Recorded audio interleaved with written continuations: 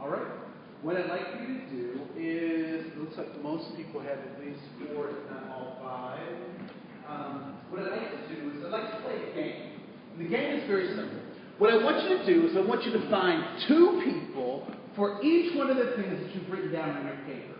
And these people can be people who have the same thing on their paper, or something that they share.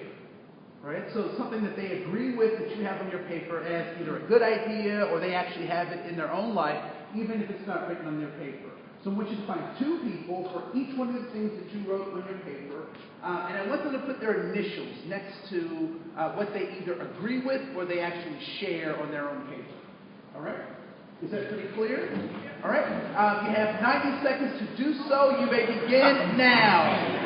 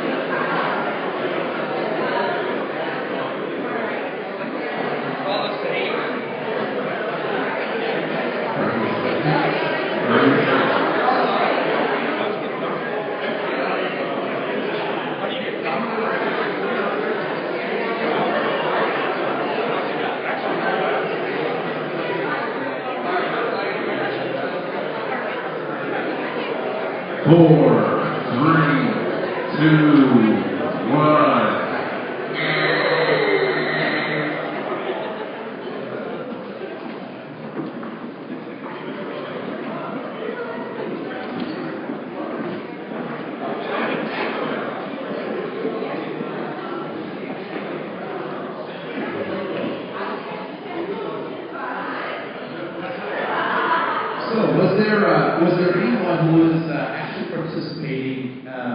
Is there anyone that has no signatures on their paper at all? Totally blank piece of paper. Okay, so everybody was at least able to find one thing. So as you were going around the room, were there things that you saw on someone else's paper and you were like, man, why did I write this down? I should have thrown Yes. God. Right? Yes.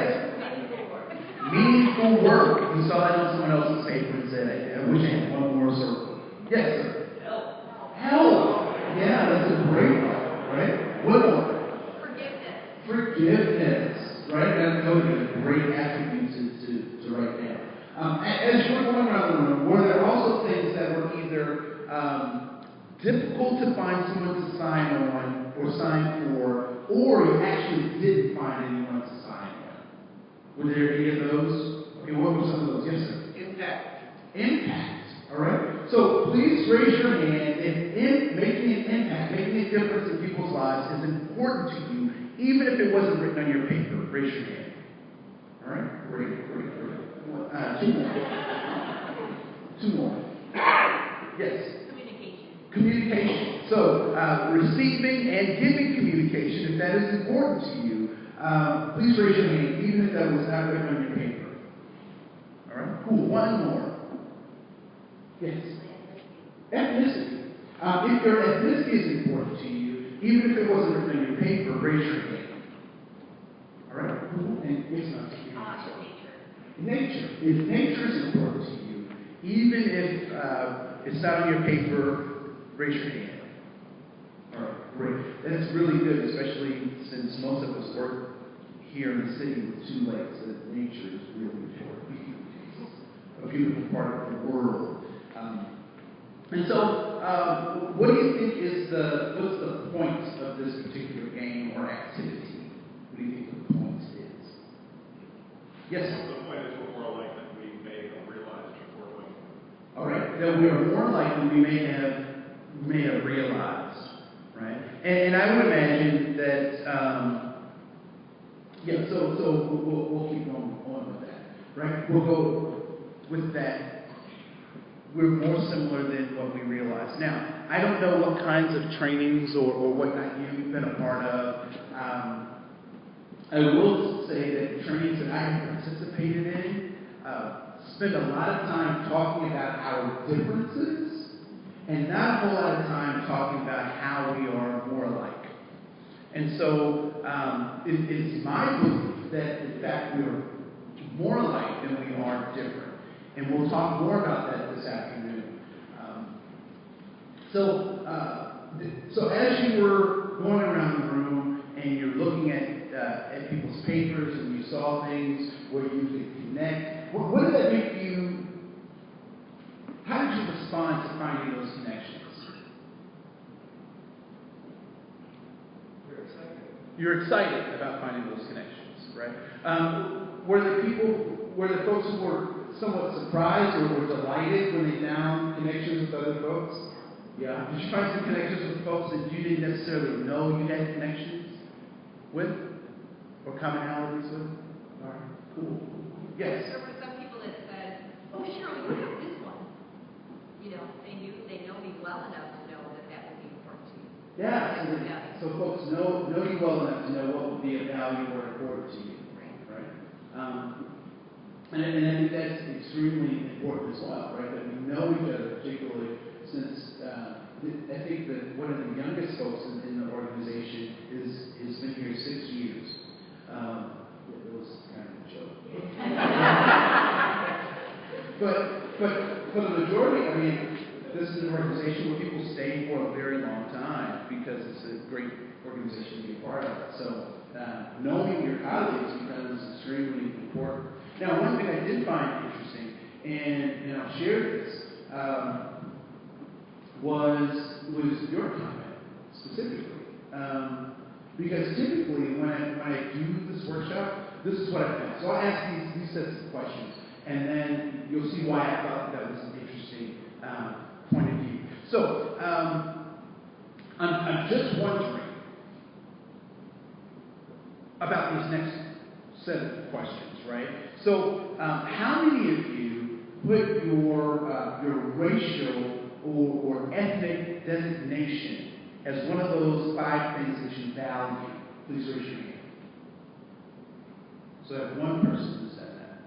How many of you put your gender as one of those 5 things that you value? Okay? And lastly, and this one I want you to jump up in the air, and I want you to wave your arms like you don't care if you can say yes to this one. All right? How many of you put your social economic status as one of those things that you value or that is important to you? All right. So why is it that the majority of us did not put our racial or ethnic designation, we did not put our gender, and we certainly did not put our social economic status? Why did most of us not do that? So don't define us? Because those things don't define us. All right? Why? So they're kind of a given, and you kind of don't think about it. That's fine. You sheepishly kind of withdrew when you said that.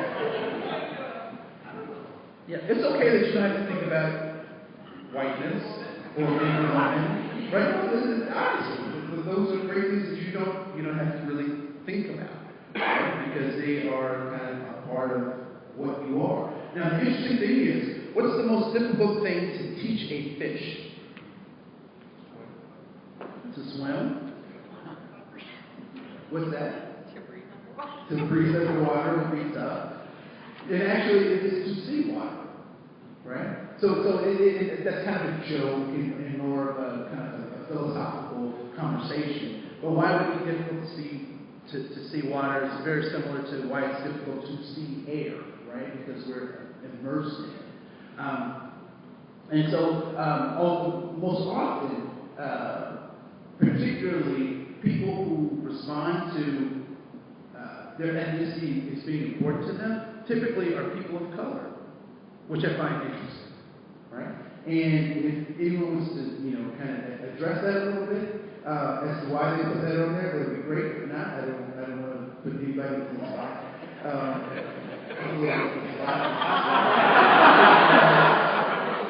So why? Can I ask you that? So why did you put that as something that was of value or importance to you? It's something I've grown to appreciate and know and understand over the years.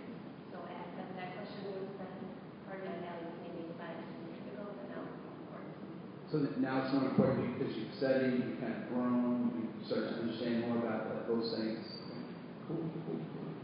Yeah, one of the things that I think is, particularly with my white brothers and sisters that are, is there anyone who would consider themselves white in the room? Okay. All right, cool.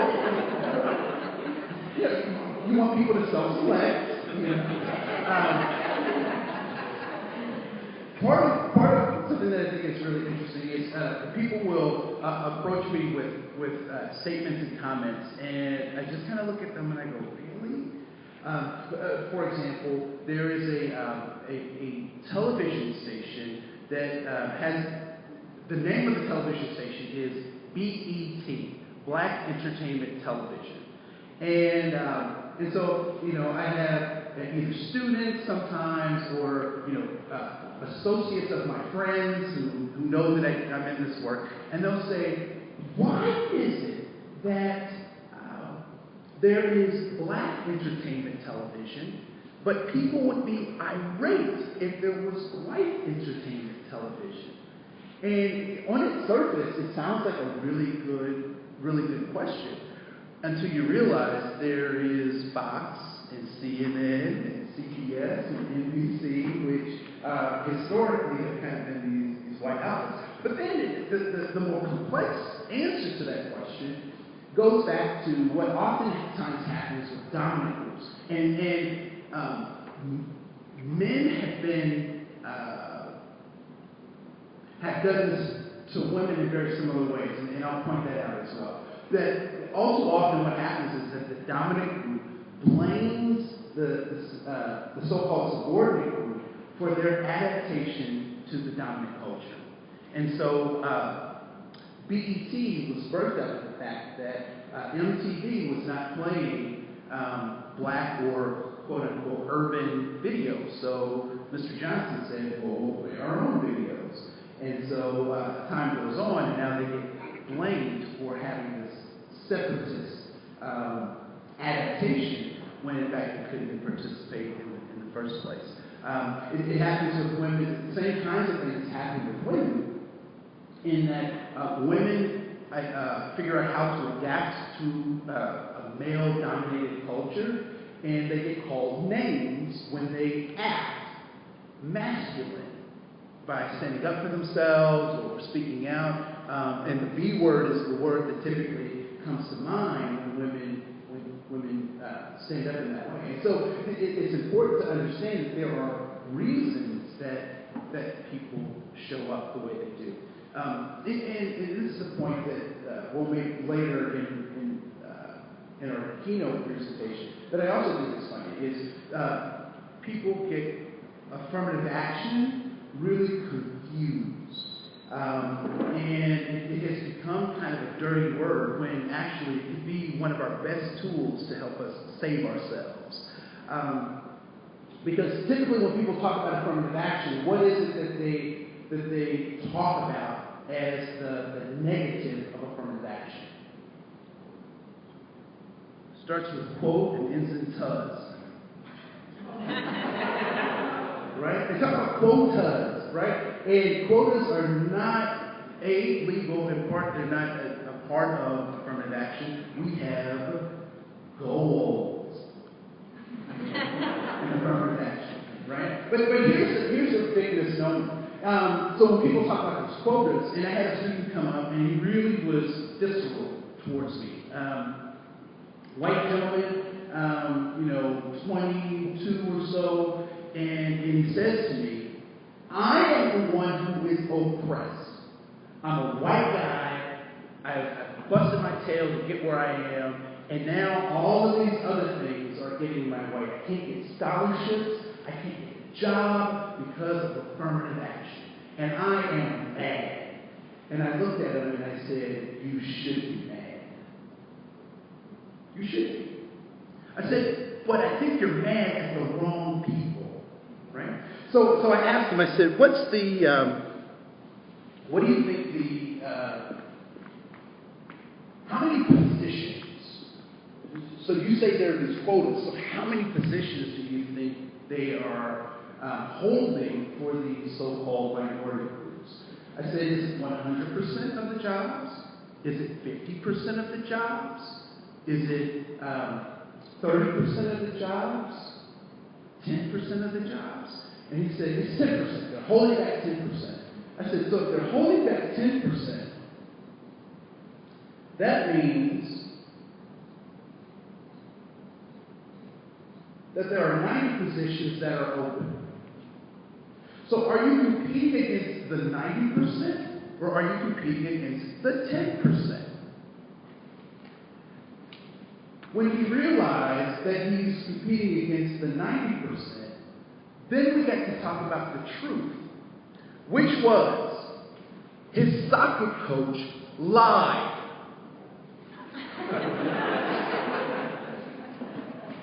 Because when he was on the soccer team as a little kid, they gave him a ribbon for participation. Everybody on the soccer team was a winner. Nobody was a loser. And so because he can't compete with the 90%, he then blames the 10% for his personal shortfall. And all too often, that's typically the conversation that ends up happening, particularly around affirmative action. We don't talk about the real deal. The other thing that I also think is interesting when we talk about college admissions and things like that is that people talk about, certain groups are getting certain points and all that kind of stuff. But no one ever talks about the legacy points that are given to children who attend the college that their parents attend, right? And so those legacy points never become a part of the conversation. And all of that stuff is important because that sets the nature of the context. And context is everything. All right? So on your paper, you'll see that there's a big circle. And let's call this circle the circle of all human knowledge. Okay, it's a little melodramatic. All right? So let's just call this the pie of all human knowledge. Inside this pie is everything that can be known about our human experience. So all science, all languages, all spiritual beliefs, all history is contained in this pie. And what I'd like for you to do is to cut yourself a slice of pie relative to the size of what you know of everything there is to know. All right? So cut yourself a slice of pie relative to the size of what you know of everything that there is to know.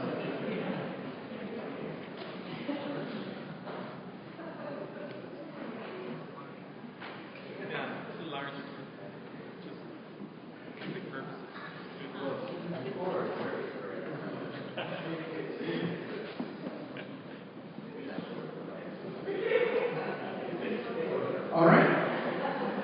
So what are some things that you know that are contained in this piece of pie? What are some things that you know for sure? That you don't know much. That you don't know much? Okay. So you know that your piece of pie is relatively small compared to the rest of the pie. Yes? So you know what you have been exposed to. All right, so give me one thing that you've been exposed to that you know. Okay, so human resources. So you know human resources. What else?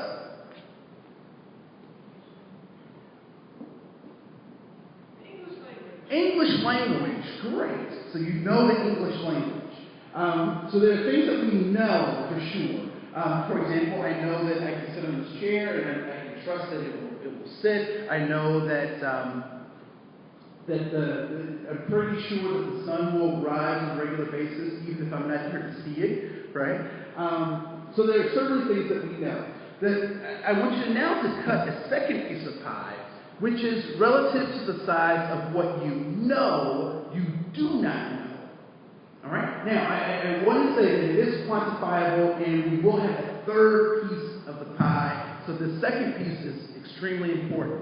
So I want you to create a second piece of pie that is relative to the size of what you are aware of that you do not know.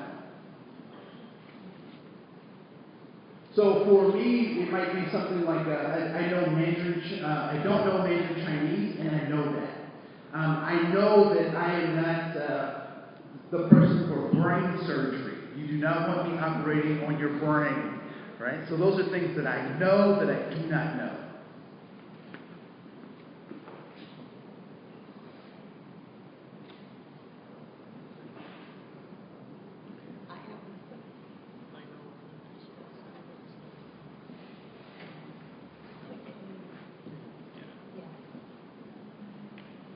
So there's a piece of pie that's what I know. There's a piece of pie that I know that I don't know. And what are some of those things that you are aware of that you do not know?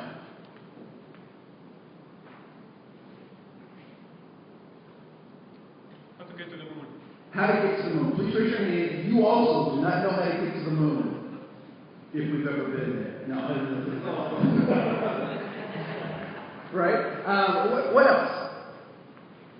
One more thing that you know that you do not know. How to play piano. If you know you do not know how to play piano, please raise your hand. All right? Great. So we have what we know. We have what we know we don't know. And what do you think the third piece of this pie is? What's the rest of the pie? That's right. The stuff that we don't know.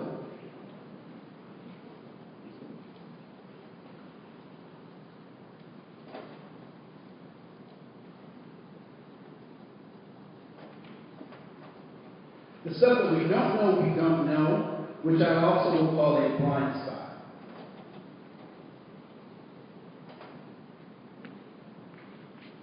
So we have what we know, we have what we know we don't know, we have what we don't know.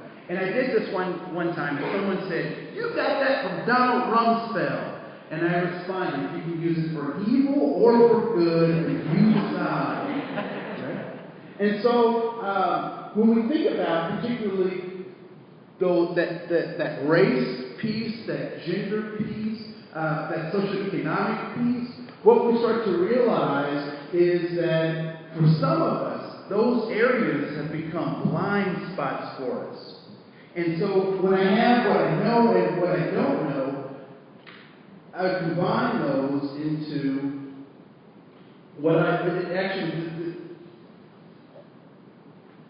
Where's the primary place where I get what I know, what I know I don't know, and I get my blind spots? Where do I primarily get that? Where's my first introduction to any of that stuff? My family, my parents, right? Those people who care about me. And so they give me what they know, they give me what they know they don't know, and they also give me their blind spots. And where did my parents get their no, they don't know, and their blind spots? From their parents. What happens when you make a copy of a copy of a copy of a copy of a copy of a copy of a copy? It gets to be what? It gets weaker. Does it look the same as the original? No. Right? And so what our parents have done is that they have given us their paradigm. And so how we see the world is our paradigm. And so they've given us their paradigm, and we've accepted it as if it was the truth. So herein lies, now what I don't want you to do is have to go back and do family therapy and all that kind of, I'm not trying to encourage that. But I am trying to encourage that there may be some things that our parents have taught us about the world that we've had to try to figure out on our own how those things are different. And so they've given us their paradigm, which helps to shape the nature and the advancement or the limitations of our own lives. And so in this process of doing this, they've done the best they could, but everything that my parents taught me would turn out to be inadequate for everything that I have to face today. So as smart as my parents were, they had master's degrees. They had emotional intelligence. They encouraged me to be a good person, but they never could have taught me about texting. They never could have taught me about Facebook etiquette. They could have never taught me about, when you send a text, do not capitalize every word. Right? Those are things that they could not have taught me. And so they did the best they could with what they had to give me their paradigm. And this is an old joke that many of you have probably heard. There's 3 generations of women cooking a meal, and the granddaughter is in the kitchen with the mother, and she sees the mother really butchering this ham. And the mother's trying to cut the ham in half, and the daughter's like, "Mom, what are you doing?" And she's like, "I'm cutting the ham in half." She was like, "Why?" She said, because the juices will flow much better when I put it in the oven. And the daughter's not buying this, and so she keeps hammering the mom with this. And the mom finally, gets frustrated and says, "Well, go ask your grandmother." And so she goes and she asks the grandmother. She says, "Grandma, Mom is in there just butchering this ham. What is going on? She told me to come ask you." And the grandmother looked surprised. She said, "She's in there cutting the ham?" She was like, "Yes, ma'am, she is cutting the ham, and she's doing a bad job." Blah, blah, blah. And she just kind of smiles. And then the daughter says, "Grandma, why are you smiling?" She was like, "Girl, your mom is doing what she saw me do." And she was like, "For real?" And she's like, "Yeah." She was like, "Well, why didn't you cut the ham in half?" And she said, "Because it wouldn't fit in the oven." And so all too often we're doing things that our parents gave us. We're operating in their paradigm when it does not necessarily make sense for us. And so when the context changed, so must our behavior change. There's a reason why the dinosaurs aren't here. And why is that?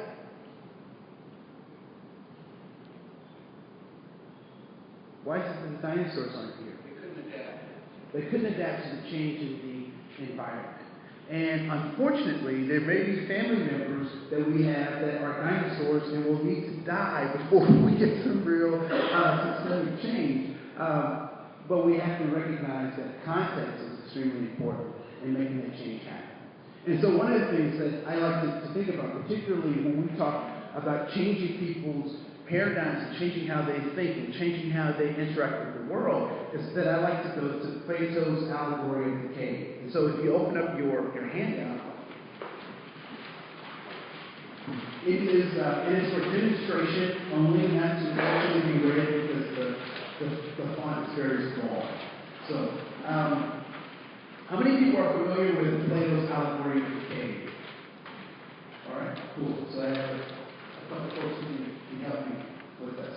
And so, anyone seen the movie The Matrix? Anyone seen that movie? Okay. Anyone seen the movie What Dreams May Come with Robin Williams? All right. So both of those movies are based off Plato's allegory of the cave. And so we'll spend a little time kind of discussing that. So imagine prisoners chained since childhood deep inside a cave. So first of all, when you think about a cave, who should be in a cave? Bats should be in caves, right? What else should be in caves? Bears should be in caves.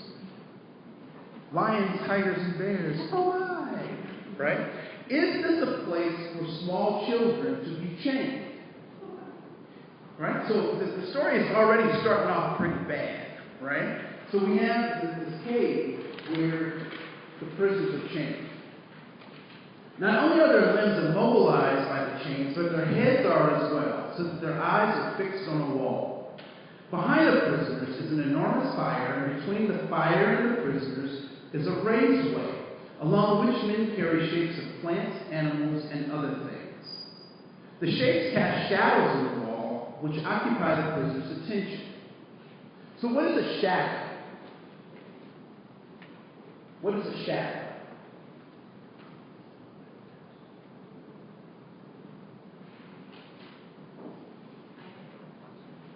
It's like a reflection? Okay, it's like a reflection, but it's not. It's a black and white image. Oh, it's a lack of light. Okay? Shadow. What's a shadow? It's an illusion. Is the shadow the same? Is my shadow the same as seeing me? No. But there are some characteristics of my shadow that can lead you to believe that it is me. Correct?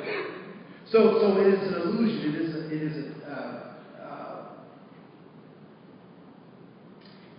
It is an optical illusion in a sense. It's trickery, right? By law. What do you think the fire represents? So this fire in the cave, is that a natural occurrence? No. Right? So, which means what? That the fire, in fact, is man-made. Which then would lead one to believe that if the fire is man-made, the shadows would soon follow that logic, right? So let's keep going. Shows plants, animals, and other things. The shapes cast shadows on the wall, which occupy the prisoner's attention.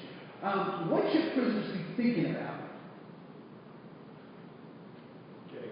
Getting out, right? But they're being occupied by looking at these shadows that are, in fact, man-made.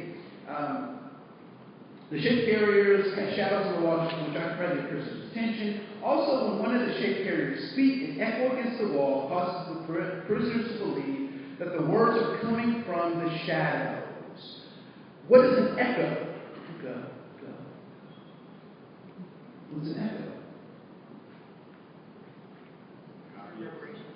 It's a reverberation of sound. And is the echo the same as the original voice?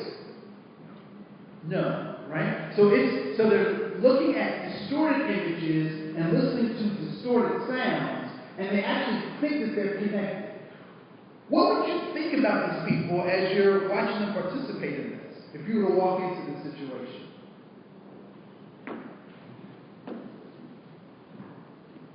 You think it's laughable? You might think it's laughable, right?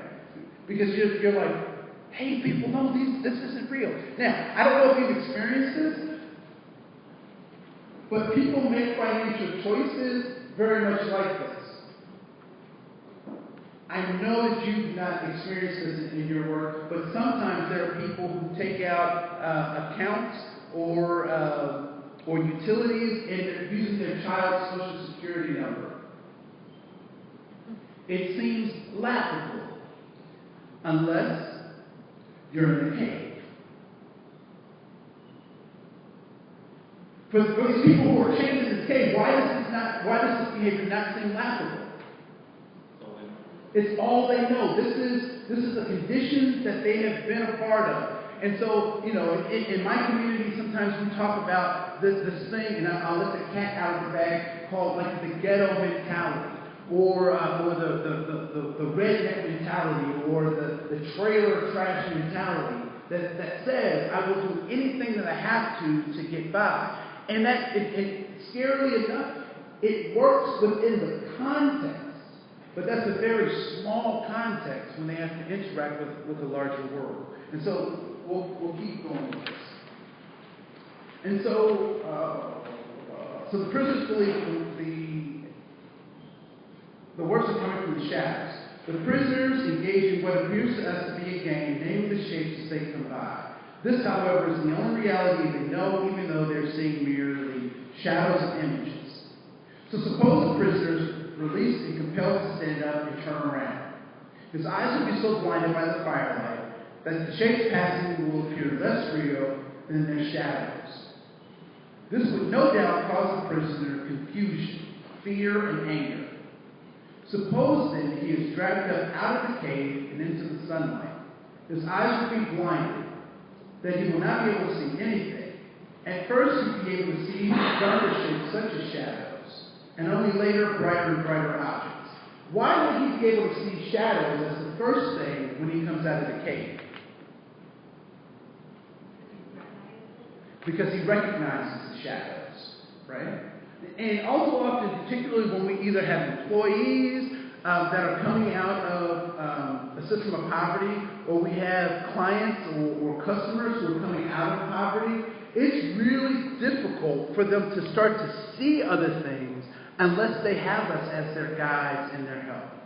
And so part of our job is to keep shining light, give them time so that they can adjust to a new way or a different way of being.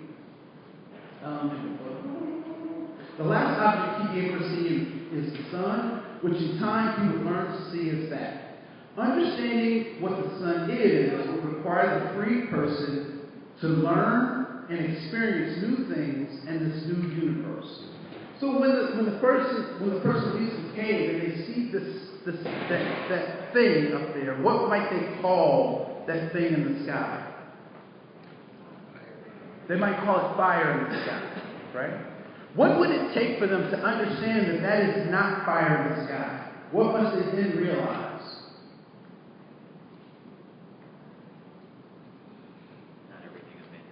Not everything is man-made. And so what is that thing in the sky?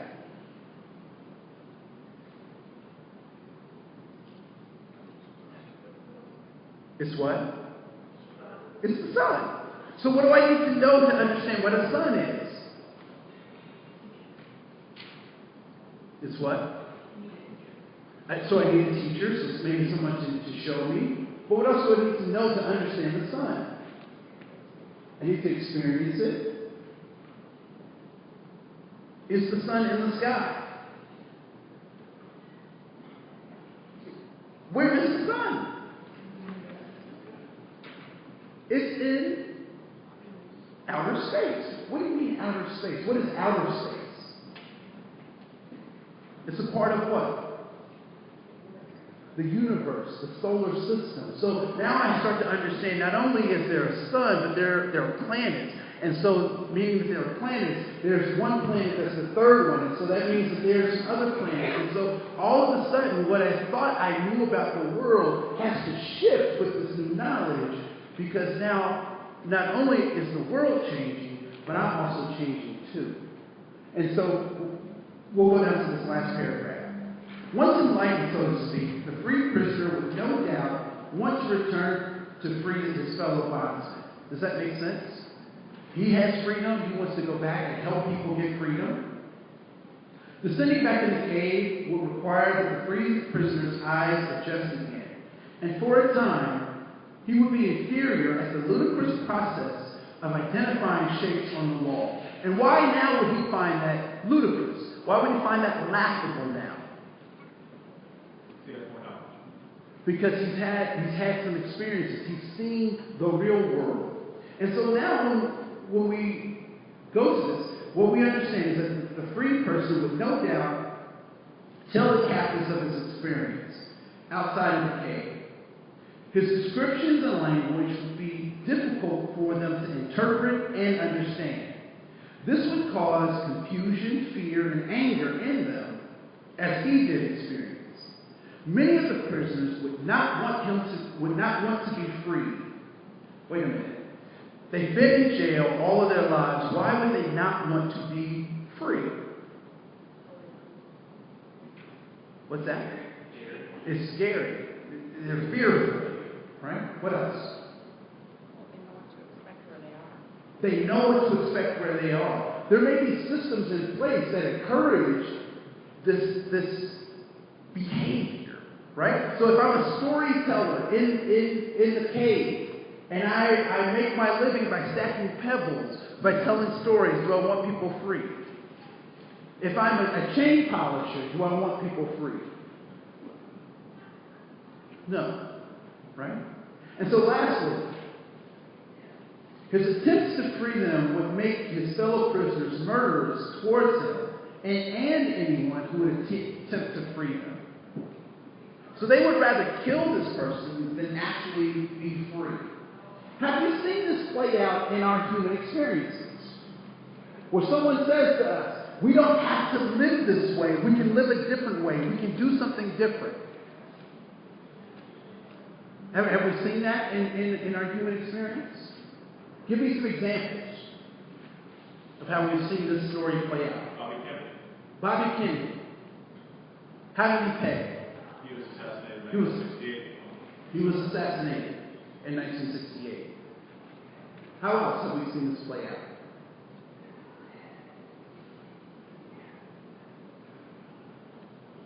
Yes, sir. Okay, Jesus Christ said there's a different way of leading, so we'll do this, and he paid with his life. I think about Gandhi, the father of modern India, right? He stood up to the British Empire and said, you will leave our country, and once you leave our country, we will still be friends. And in fact, that's exactly what happened.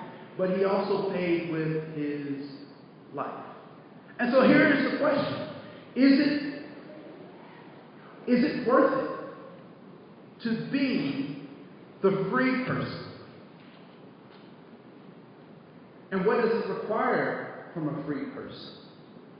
And so what I would offer you, before you even answer that question, is the fact that the paradigms that we offer, if we don't change those, our default is to pass on what we know, what we don't know, and our blind spots.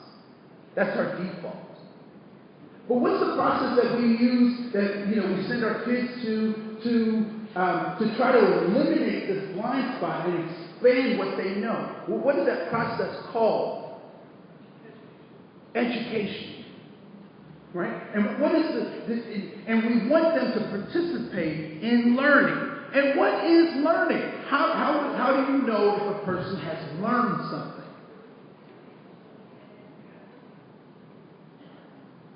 Okay, so you give them a test. Does that guarantee that they learned? They can teach it. So they can teach it.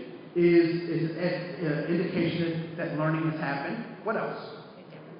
That they demonstrated that it is a change in behavior, right?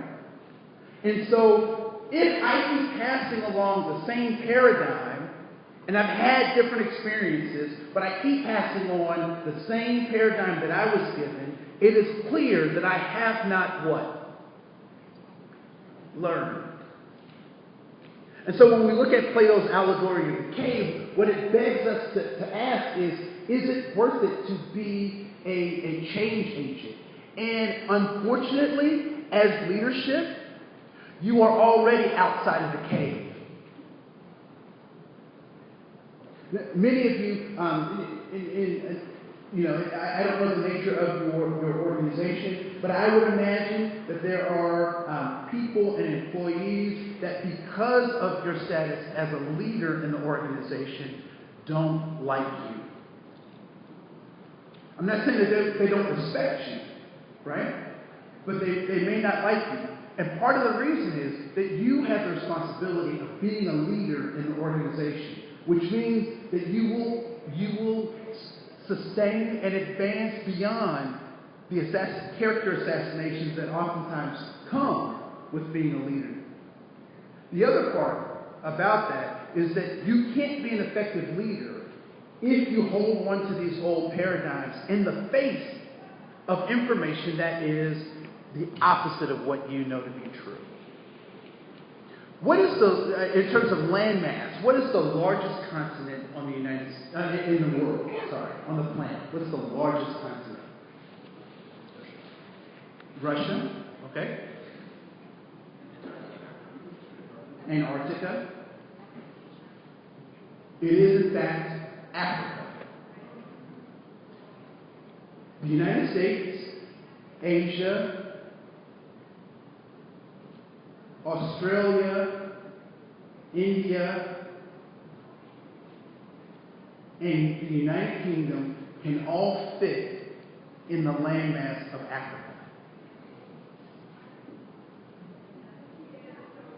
The truth versus our reality. And so what we have to recognize is that sometimes our truths are not necessarily what is real. And that we get to create the meaning for our own lives and for those people who follow under us. It's important to also recognize that why is it that people change or don't change? It's either attractive or not attractive to them. And so as leaders, part of our job is to make the change that we want to see in people attractive. And the way that we do that is by how we live our lives and the kind of character that we have. All of this stuff is stuff that we can control. We have access to more information. We have access to uncovering our blind spots. And that becomes our responsibility to do that as leaders in the organization. I have a lot of time.